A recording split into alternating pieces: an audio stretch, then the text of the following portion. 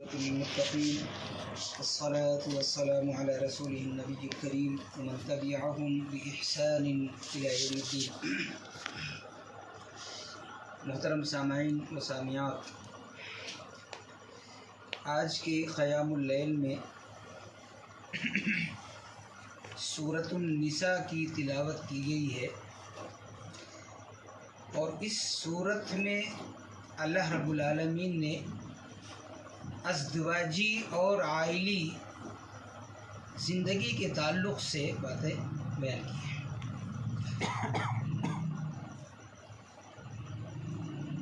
ہر عورت کو خصوصی طور پر اور مردوں کو بھی عمومی طور پر اس سورت کو ترجمہ اور تشریح کے ساتھ پڑھنا چاہیے، اس لیے کہ اس میں اللہ رب العالمین نے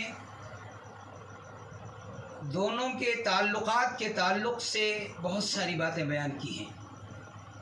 ایک گرم ہو تو دوسرا نرم ہو، دوسرا گرم ہو تو پہلا نرم ہو، اس طریقے سے زندگی گزارنے کے اسلوب اور طریقے اس صورت کے اندر بیان کیے گئے ہیں. تو اگر اس صورت کو مرد اور خواتین دونوں ترجمہ اور تشریح کے ساتھ پڑھ لیں گے تو گھریلو اور عائلی جو زندگی ہے انشاءاللہ سدھر جائے گی، اس لیے کہ قرآن میں برکت ہے، اور اگر برکت کی نیت سے پڑھا جائے تو اور اس کے اندر برکت ہو جاتی ہے. نبی اکرم صلی اللہ تعالی علیہ وسلم نے، آپ نبی تھے، علی قلبک لتکون من المنذرین، قرآن کی آیت ہے کہ آپ کے دل پر قرآن کو نازل کیا گیا تاکہ آپ لوگوں کو ڈرائیں. آپ نبی ہیں، قرآن آپ پر نازل ہو رہا ہے، باوجود اس کے آپ اپنے امت کے لوگوں سے قرآن سنتے ہیں اور قرآن سننا پسند کرتے ہیں. آپ دیکھیں گے حضرت ابو موسیٰ اشعری رضی اللہ تعالی عنہ ایک مرتبہ اپنے گھر میں قرآن پڑھ رہے تھے. نبی اکرم صلی اللہ علیہ وسلم کا گزر ہوا گلی میں سے، اور قرآن کی آواز آئی تو آپ وہاں کھڑے ہو گئے اور سنتے رہے جب تک وہ پڑھتے رہے، سنتے رہے. فجر کی نماز میں جب آئے تو آپ نے تبسم فرمایا، مطلب مسکرائے. آپ تو پوچھا کہ آپ کیوں ہنس رہے ہیں؟ تو بتایا کہ تم رات میں قرآن پڑھ رہے تھے اور میں مسحور ہو کر سن رہا تھا، میں ایک دم جم کے سن رہا تھا. جیسے کہ اللہ رب العالمین نے کہا ہے نا حضرت داؤد علیہ السلام کے تعلق سے وَالطَّيْرَ مَحْشُورَةً، جب حضرت داؤد علیہ السلام زبور پڑھتے تھے نا تو پرندے سروں پر آ کر رک جاتے تھے، سنتے تھے، پرندے سنتے تھے. حضرت داؤد علیہ السلام کی زبان میں بڑی مٹھاس تھی، بہت مٹھاس تھی، بڑی میٹھی آواز تھی. تو نبی اکرم صلی اللہ علیہ وسلم کہتے کہ میں بھی ایسے ہی کھڑکی میں کھڑا ہوا تمہارے قرآن پڑھنے کو سن رہا تھا، جب تمہارا قرآن پڑھنا ختم ہوا تو میں چلا آیا. ذرا غور کریں، وہ نبی جن پر قرآن نازل ہوا ہے اپنے ایک امت کہ قرآن پڑھنے کو سن کر خوش ہوتے ہیں. ایک مرتبہ آئے اور صحابہ کرام بیٹھے ہوئے تھے. نبی اکرم صلی اللہ علیہ وسلم نے کہا حضرت عبداللہ بن مسعود رضی اللہ تعالیٰ عنہ سے کہ سورہ نساء کی تلاوت کرو. یہی سورۃ النساء جو آج پڑھی گئی ہے، تھوڑی سی پڑھی گئی ہے، 1.5 پاروں پر مشتمل ہے. یہ چوتھا پارہ سے لے کر 6 پارے تک ہے، 1.5 پارے پر مشتمل یہ صورت ہے، بڑی لمبی صورت ہے. حضرت عبداللہ بن مسعود رضی اللہ تعالیٰ عنہ نے شروع کر دی، پڑھنے لگے. پڑھتے پڑھتے جب اس آیت پر پہنچے فَكَيْفَ إِذَا جِئْنَا مِن كُلِّ أُمَّةٍ بِشَهِيدٍ وَجِئْنَا بِكَ عَلَى هَؤُلَاءِ شَهِيدًا. نبی اکرم صلی اللہ علیہ وسلم نے کہا الآن بس. کہتے ہیں کہ حضرت عبداللہ بن مسعود رضی اللہ تعالیٰ عنہ کہ میں تو اپنی دھن میں پڑھ رہا تھا، لیکن جب آپ نے کہا کہ بس اب رہنے دو تو میں نے جب نظر اوپر اٹھا کر دیکھا تو نبی اکرم صلی اللہ علیہ وسلم کی آنکھوں سے آنسو جاری تھے. قرآن ہے.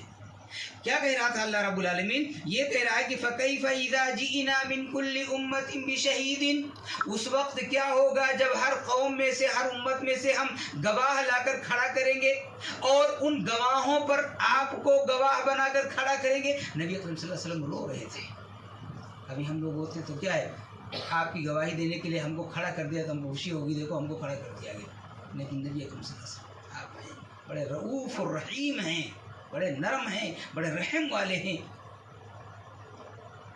قرآن کی آیت دیکھیں. اس طریقے سے نبی اکرم صلی اللہ تعالیٰ علیہ وسلم یہاں پر اللہ رب العالمین نے یہ بتایا کہ ایک جگہ یوں کہا اللہ رب العالمین نے کہ انبیاء کو اللہ بلائے گا اور ان سے پوچھے گا کہ میرا پیغام تو نے میرے بندوں تک پہنچا دیا تھا، ہم نے تو تم کو منتخب کیا تھا اپنے پیغام کو اپنے بندوں تک پہنچانے کے لیے، تم نے یہ کام پورا کیا تھا؟ وہ کہیں گے ہاں ہم نے کیا تھا۔ قوم کہے گی نہیں کیا تھا۔ آج جیسے بہت سارے لوگ ہیں، یہ کام بتایا تھا؟ نہیں بتایا تھا۔ وہ کہہ دیں گے کہ ہمارے پاس تو ہے نہیں، ہم کو کچھ بتایا ہی نہیں۔ تو اللہ کہے گا تم کہے تو میں نے پہنچا دیا، کہتے ہم کو بتایا ہی نہیں۔ اب کیا ہوگا؟ گواہ لے کر آؤ۔ تو نبی انبیاء جنہوں نے پیغام پہنچایا، انبیاء گواہ لائیں گے کس کو؟ محمد صلی اللہ علیہ وسلم اور آپ کی امت کو، دونوں باتیں ہیں۔ اور امتیوں میں ہمارا اور آپ کا بھی شمار ہوتا ہے، ذرا غور کریں گے، ہم بھی امت محمدیہ میں سے ہیں کہ نہیں ہیں؟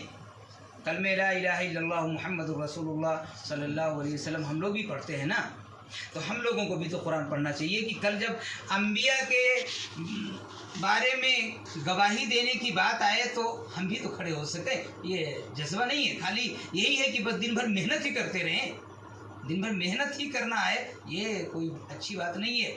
اللہ رب العالمین نے جسم دیا ہے تو اس کا حق ہے، جسم کا بھی حق ہے، اور جسم کے اندر جتنے اعضاء ہیں، آنکھ کا بھی حق ہے، کان کا بھی حق ہے، منہ کا بھی حق ہے، ہاتھ کا بھی حق ہے، پیر کا بھی حق ہے، یہ پیٹ کا بھی حق ہے کہ وقت پر کھایا جائے، اس پیٹھ کا بھی وقت ہے کہ وقت پر آرام کے لیے لیٹ لیا جائے، سب کا حق ہے۔ یہ نہیں ہے کہ بس آدمی مشین کی طرح چلتا ہے، نہیں، مشین نہیں بنایا ہم کو اللہ نے، ہم کو اللہ نے کیا بنایا ہے؟ انسان بنایا، انسان۔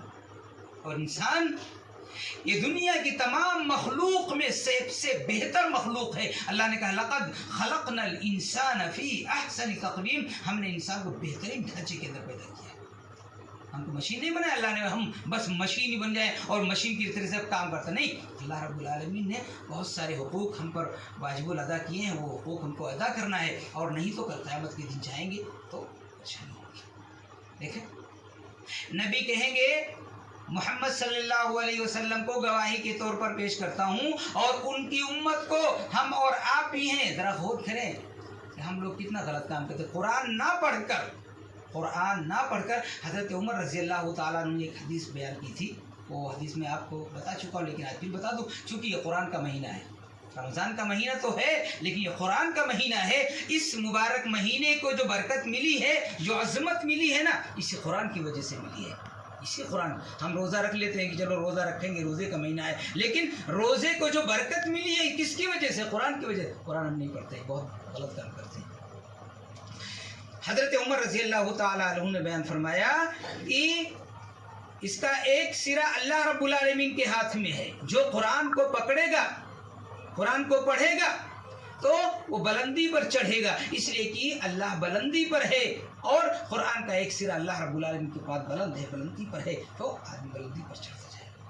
اب یہ آدمی کہے گا کہ ہم قرآن پڑھ رہے ہیں تو کہاں ہم چڑھ رہے ہیں، تو یہ تھوڑی ایسے کہ ایسے آدمی یہ درجات کی بات ہے۔ ایک بات بتاؤں، درجات اور درکات دو چیزیں ہیں، ایک ہے درجات، غور سے سنیں، اور ایک ہے درکات۔ قرآن کے اندر کیا کہا گیا ہے؟ لہم درجات عند ربہم، جو لوگ نیک عمل کرتے ہیں، ایمان لاتے ہیں، نیک عمل کرتے ہیں، اچھے عمل کرتے ہیں، تو اللہ رب العالمین کے پاس ان کے لیے درجات ہیں، بلند درجات ہیں، بلند مقامات ہیں، اور بڑے بڑے درجے ہیں ان کے لیے۔ اور آگے کیا کہا؟ ان المنافقین فی الدرک الاسفل من النار، منافقین کے لیے درک ہے، درک، نیچے اسٹیپ بائی اسٹیپ نیچے جانے کا، اور مومن کے لیے اسٹیپ بائی اسٹیپ اوپر چلنے کا۔ ذرا غور کریں آپ، کتنی اہمیت ہے ہماری، لیکن ہم لوگ اپنی اہمیت کو سمجھتے ہی نہیں ہیں۔ اللہ نے ہم کو مسلمان بنایا ہے، الحمدللہ۔ ایمان کی رمق بھی ہمارے اندر ہے، اب یہ نہیں کہہ سکتے کہ لائٹ جل رہی ہے ایمان کی، لیکن ایمان کی رمق تو بہرحال ہے۔ شرک سے توبہ ہم کرتے ہیں، شرک کے پاس ہم نہیں جاتے ہیں، شرک کے کاموں سے اپنے بچنے کی کوشش کرتے ہیں، ایسے لوگوں کے پاس نہیں جاتے ہیں جو ایسے کام کرتے ہیں۔ یہ ایمان کی رمق ہے، یہ بہت بڑی رمق ہوتی، بہت بڑی روشنی ہوتی ہے یہ۔ تو اب اللہ رب العالمین نے ہم کو مخاطب کیا ہے نا کہ تم ایمان لائے ہو، ایمان لانے کے ساتھ ساتھ اعمال صالحہ کرو تو تمہارے لیے درجات فاولئک لہم الدرجات العلی، بلندی والے درجات ہیں جو بلند ہیں۔ ایک بات بتاؤں، بہت سارے مسلمان نماز نہیں پڑھتے ہیں، نماز پڑھنا چاہیے۔ منافقوں کے لیے کہا گیا اسی پارے میں آگے چل کر کہ ان المنافقین یخادعون اللہ وهو خادعهم واذا قاموا الى الصلاة قاموا کسالى، قاموا الى الصلاة قاموا کسالى، کھڑے ہوتے ہیں نماز پڑھنے کے لیے تو کاہلی کے ساتھ، کبھی ادھر کبھی ادھر کبھی کدھر، اس طریقے سے نماز پڑھتے ہیں اور پوری نماز نہیں پڑھتے ہیں، پوری دعائیں نہیں پڑھتے ہیں، بس خالی کھڑے رہتے ہیں۔ وہ پڑھتے ہیں تو ان کو منافق کہا گیا۔ ذرا غور کریں، نماز پڑھتے ہیں تو کہا گیا کہ یہ منافق ہیں، اور جو نماز ہی نہ پڑھتا ہو تو اس کو کیا کہا جائے گا؟ ذرا غور کریں۔ اللہ رب العالمین نے ہم پر 5 وقتہ نماز فرض کیا ہے، ضروری ہے کہ ہم 5 وقتہ نمازوں کو پڑھیں، اس لیے کہ آج تو ٹھیک ہے کہ کوئی ہم سے پوچھنے والا نہیں ہے، لیکن ہم کو مرنا ہے، ہم مانتے ہیں اس بات کو۔ قبر میں جانا ہے، قبر ہم لوگوں نے اپنے ہاتھوں سے بنائی ہے، دفن کرنے کے لیے معلوم ہی ہے، وہ قبر کوئی بنائے گا، اس میں دفن ہونا ہے، فرشتے آئیں گے، اٹھا کے بٹھائیں گے، پوچھیں گے، پھر اس کے بعد اللہ کے پاس پیشی ہوگی۔ تو سب سے پہلے جو میدان محشر میں ہو، اول ما یحاشر، سب سے پہلے محشر میں، میدان محشر میں جس عبادت کے تعلق سے پوچھا جائے گا یہ نماز ہی ہوگی جس نماز سے آج ہم لوگ سستی کرتے ہیں۔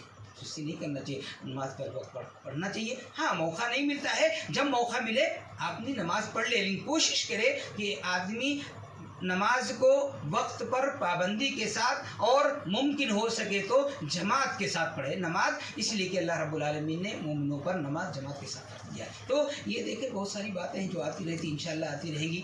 تو اللہ سے دعا کریں کہ اللہ ہمیں 5 وقتہ نمازوں کی توفیق عطا فرمائے، اور اللہ اپنے رحم و کرم سے ہماری نمازوں کو قبول فرمائے، اللہ ہمارے یہاں بیٹھنے کو قبول فرمائے، اللہ اپنے رحم و کرم سے ہمارے روزوں کو قبول فرما، رب العالمین ہمارے قیام اللیل کو قبول فرما، اللہ ہمارا تلاوت قرآن کو قبول فرما، اللہ ہمارے سامعین قرآن کو قبول فرما، الہ العالمین ہم مردوں کی مغفرت فرما، اللہ ہماری عورتوں کی بھی مغفرت فرما، اللہ ہم سب کے دلوں میں اپنی اور اپنے رسول کی محبت پیدا کر، اللہ ہم سب کے دلوں میں قرآن اور حدیث کی محبت کو پیدا کر، رب العالمین ہم سب کے دلوں میں اسلام اور مسلمانوں کے لیے محبت پیدا کر، رب ذوالجلال والاکرام تو ہم سب کے دلوں میں اپنے بھائیوں کے لیے محبت پیدا کر، الہ العالمین تو اپنے رحم و کرم سے ہم سب کے دلوں سے بغض، حسد، کینہ، کپٹ جیسی برائیوں کو دور کر دے، اللہ ہم سب کو ایک کر دے، مولا ہم سب کو نیک کر دے، رب العالمین ہم سب کو مل جل کر پیار اور محبت کے ساتھ رہنے والا بنا دے، آمین یا رب العالمین۔ السلام علیکم ورحمۃ اللہ وبرکاتہ۔